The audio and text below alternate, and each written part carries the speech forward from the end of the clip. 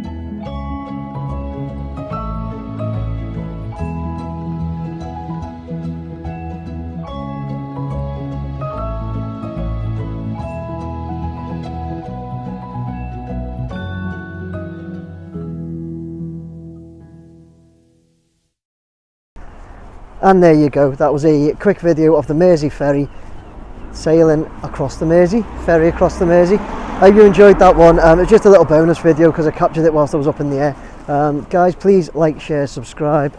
If you want to buy me a beer, you can do so using this link, no pressure. Don't expect anything, but you can do so there, and I appreciate it all. I hope you enjoyed that extra little bonus video of the Mersey Ferry sailing across the Mersey. Take care everyone, bye now.